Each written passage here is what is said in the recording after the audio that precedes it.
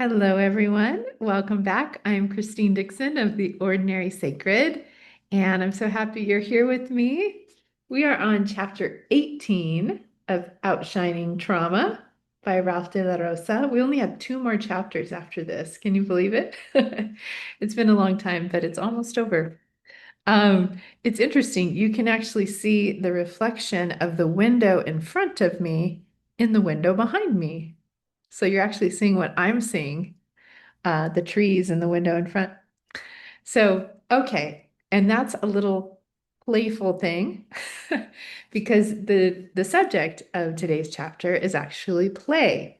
Now, in the last video, I said something about maybe that the next chapter would be about Tonglen, which is a Buddhist practice that I've found very, very helpful for my system. And it's about going toward suffering or inviting suffering in, which is a really valuable practice. But before we talk about that, there's this chapter about play, and I wanted to devote a whole video to it because it's so, so valuable. Um, and so Ralph calls chapter 18 play, relearning the essential, because as you'll see as I go through this chapter, Ralph believes, and I believe, that play is like breath, right? Um, I actually have this bracelet that my dear friend Erin made me, and it says rest, play, repeat. Vilcabamba, which is where I am now. Oh, sorry, you can't see it. You can't really see it very well, but it says rest, play, repeat. And Martha Beck has this kind of infinity symbol that she shows where you rest until you can't rest anymore, until your body is pulled up in delight and fascination to play. And then you play until your body is tired and you need to rest. And then you rest until you're pulled up to play, and you do this infinity on repeat forever and evermore. And that's really the ideal state of our lives, is that we're listening to our bodies, we're listening to our delights, right? Often when I would have my day of rest and play on Wednesdays, some of you know I called it the do whatever you want day. And what I would do repeatedly is I would lay on the bed until I felt pulled up by something, not compelled by, oh, I should do this, I have to do that, I must do this, not a sense of urgency or agenda, but like this delight that it felt like it pulled me from the front, right? There was like, oh, I'm attracted, I'm delighted, I'm fascinated, I want to do this. And it was so fascinating to see what kinds of things did that to me. So that's an exercise that you might try, and you can even just do it for 10 minutes, whatever the smallest amount that your system will allow you to do, because parts will have objection and they'll be like, if you lay on the bed, you'll never get up. But they need to see evidence that that's not true, right? And maybe you will sleep. Maybe that's actually what your body needs, right? It needs the rest part. But once your body feels rested enough, the key is to not be pushed up by a should, a have to, but pulled up by something that delights you. So for me, it was like, oh, I want to research this thing that I'm fascinated by on the internet. Or, oh, I wonder if those vegetables we planted are growing, what new growth, and let me go out in the garden and look at them.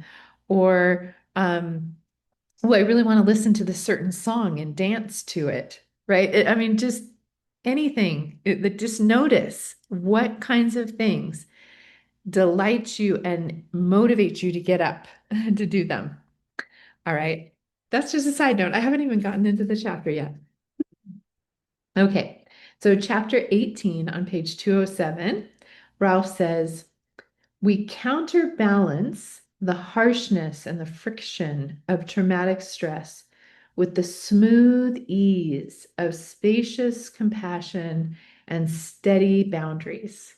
I loved that kind of description, this balance of the stress of trauma with this like spacious steadiness, and also with periods of play.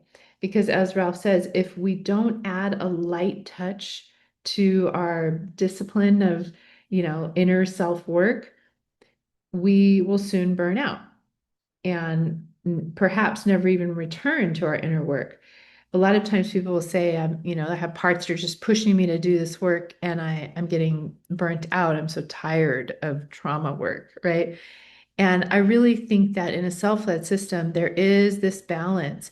And even the trauma work is play. It's following whatever is fascinating and whatever you feel curious about in your system. It's not a sense of work or of efforting or urgency of I have to do this. It's, oh, I'm so curious about why this part does this. It's been doing this pattern all my life. It's so interesting. I wonder, I know it makes sense. I wonder why. Let me ask it. It's so fascinating to ask the part and get a direct answer, right? Even the work becomes play. And once you're tired, you rest, right? And then there's more rest and relaxation during that time. I like how Ralph says we have the need to move a little more like the wind through our work, our hurt, and our lives. Just a very natural flow is kind of the sense I get there. Um, I like how Ralph talks about our inherent need for play and adventure, and they call it an essential nutrient, right? So you think about, our need for protein and fiber and you know, I don't know, fatty acids or the nutrients that we need, or vitamin C and all these things that feed our bodies, right? But that an essential ingredient for our lives to be healthy is play. And really, it's rest and play, rest and play, rest and play are these essential ingredients. At one point, Ralph says that someone named Angela Davis, who's an activist and philosopher, says art teaches us how to feel free. So, a lot of times, in my experience with myself and with clients and other people, especially our firefighters and our exiles, when they are unburdened, their naturally valuable qualities are often things like play, creativity, art in some capacity, whether it's music or drawing or photography or dancing. It's just this playful expression, right, that they have. And it's, again, I love that Ralph calls it an essential nutrient because it really is something that is so vital to us being able to live vibrant lives, is to have a form of playful expression, right? And this is often what gets exiled or suppressed in the parts of us who feel like they have to take on really intense roles to protect us and keep us safe. But when they're freed, they can express even their deepest pain and their greatest joys in very creative, playful ways. Um, so on the margin here, I wrote I was asking my parts, what are ways that you like to play? And so I encourage you, you might try this too. You can even pause and just ask your parts and brainstorm, what are ways that you'd like to play? And I like how Ralph defines play. Let me just say, Ralph says, play is a beautiful waste of time. No point other than to feel free and alive in novel ways. Okay. So there's no agenda. There's no um like goal necessarily, except to just be in enjoyment, right? To enjoy ourselves. So you can brainstorm things, and I'd love if you put in the comments, what are the ways that your system likes to play. But so for me, I put dancing, skipping, twirling, singing, hiking, exploring, creating, painting, poetry, um, and there's so many more.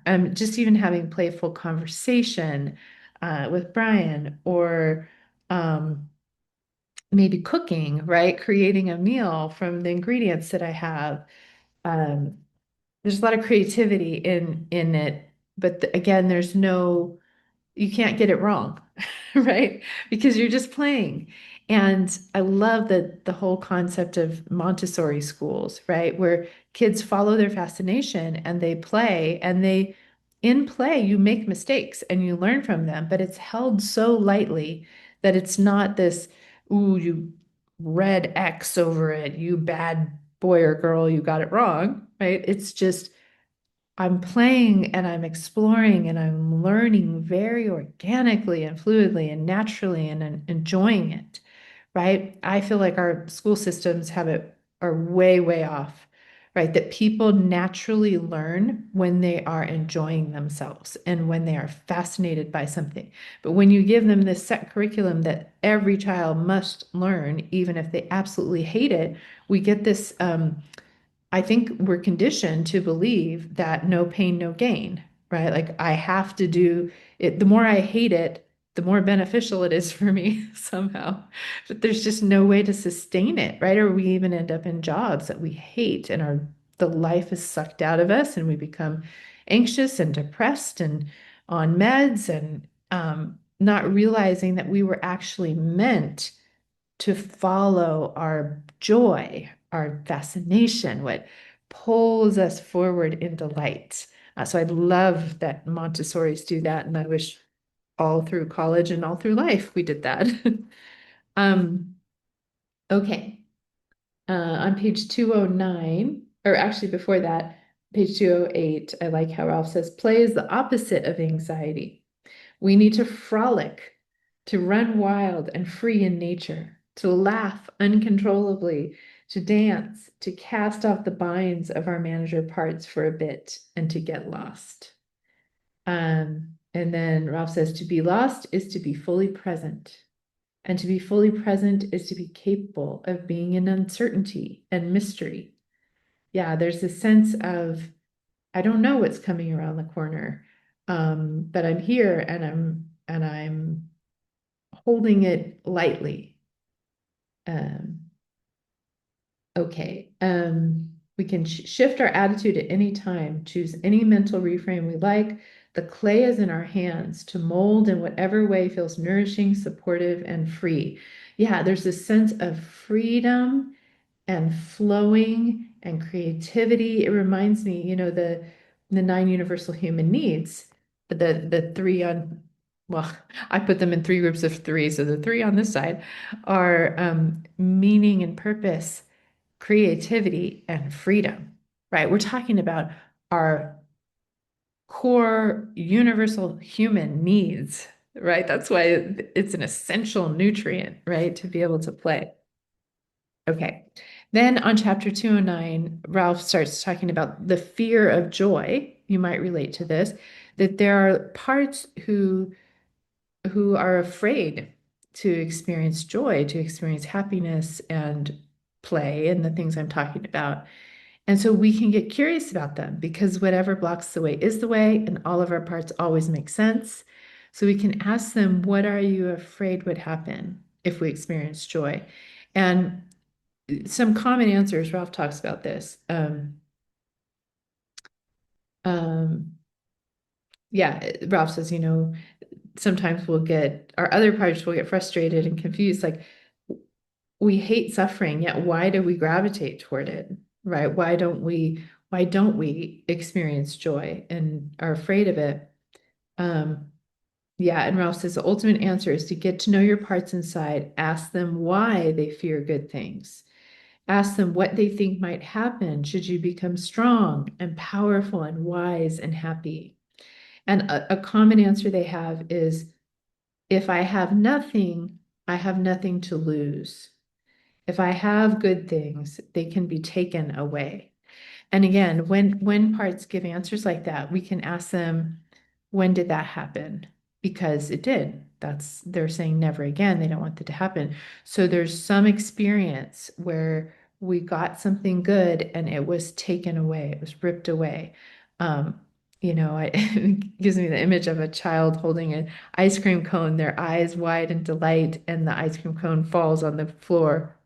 Like, ooh, I never want an ice cream cone again because the disappointment of anticipating this great thing and then losing it is so painful that the kind of young logic that these parts have is I never want to have that again, the potential of having it because I might lose it and that's so painful. So we validate them that that makes sense. We go back in time and are with them in those moments and the self just being with them allows them to have this wider perspective that it is true that sometimes we lose things. That is part of life. Loss is definitely part of life.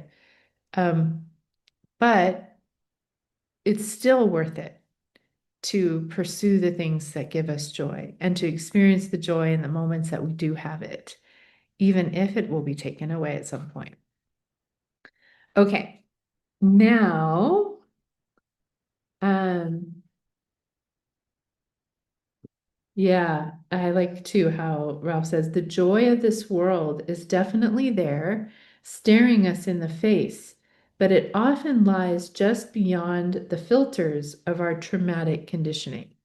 That reminds me that, Martha often talks about the two roadblocks usually that keep us from pursuing our ideal life, the life that is meant for us, is trauma and conditioning. And Ralph puts it as the filter of trauma and conditioning that, again, it is what blocks the way. And so as we go toward that, just with curiosity and compassion about how the parts organized around the trauma to protect us, how the parts took on this conditioning to protect us socially, right? And let's update them and see if it's safe enough to relax a little bit and see what happens if they let us move toward a life of abundance and valuing of ourselves. Okay, let's see. On page 210, again, Ralph says, our arresting delusions were not born in a vacuum. They grew from the ways in which love has been withheld and betrayed, as well as the ways that the world has miseducated us. Again, two or ways of saying again, trauma and conditioning. Trauma is the ways that love was withheld from us and was betrayed. And conditioning is the way that we have been miseducated by our families, teachers, culture, society. Um, and I like how Ralph says it's not our fault how we arrived at our station. And we are also now accountable for what we do with it. I love that because it's a both and. Often people think I need to fully blame myself and make myself suffer and be punished. Those are parts that do that. Or I have no responsibility. I'm just, blowing in the wind and everything's happening to me. But they're both true. We have things that happen to us, our trauma and our conditioning. And now, as adults, we are responsible for what we do with that. Do we go toward it and examine it and just with a gentle curiosity and update our parts and create that inner relating? Because that trauma and conditioning can be a really valuable um, portal into our awakening and awareness, right? So we can't control that that has happened, but now we can control what we do with it and how we approach it, or if we suppress it and deny it and, can remain on autopilot. Um, I like on the bottom of page 210, Ralph has this box of an insight that I'm going to read to you here. It says, true self-love and self-compassion are the opposite of the ego, because a lot of people misunderstand. And when we say, self-love, they think we mean self-aggrandizement, arrogance or that kind of thing. The word ego is shorthand for parts of me that defend against the world while being overly self-concerned and self-aggrandizing. Yeah. So the ego is essentially our defensive, protective parts. It's also shorthand for overly identifying with our parts as opposed to identifying as the compassionate witness of self inside. These are realities born of trauma, delusion, and miseducation.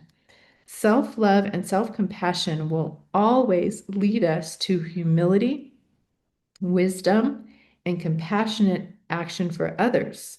This is actually the antidote, antidote to the so-called ego. Yes, this is absolutely right.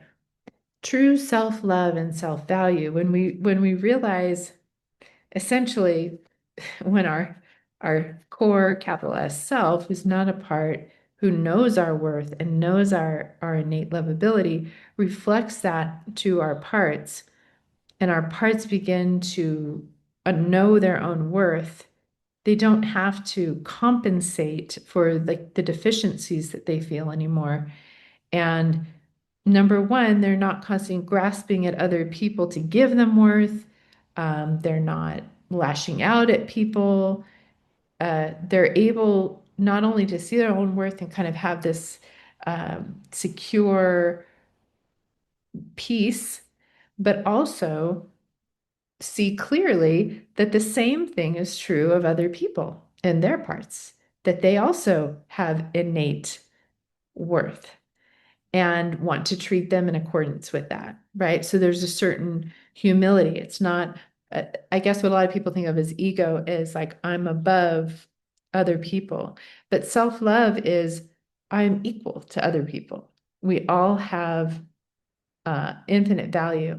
And often the parts, again, the protective parts that are considered ego to some people that are self-aggrandizing or I'm putting myself above other people are in equal and opposite measure to the parts of us who feel lower than other people, who feel like I don't have worth, I'm not lovable. It's the fact that those parts feel that the other parts have to try to balance it out by coming up here. But when we have the loving gaze of self, we come here where we realize, oh, I have infinite worth, and so does the other person. And I am most highly equipped to care for my own system and my own parts, and then give from overflow to other people. So I'm not thinking that I'm lower than them and I have to give to them, or I'm higher than them and they have to give to me. It's I give to myself and then I give from overflow to other people. Okay.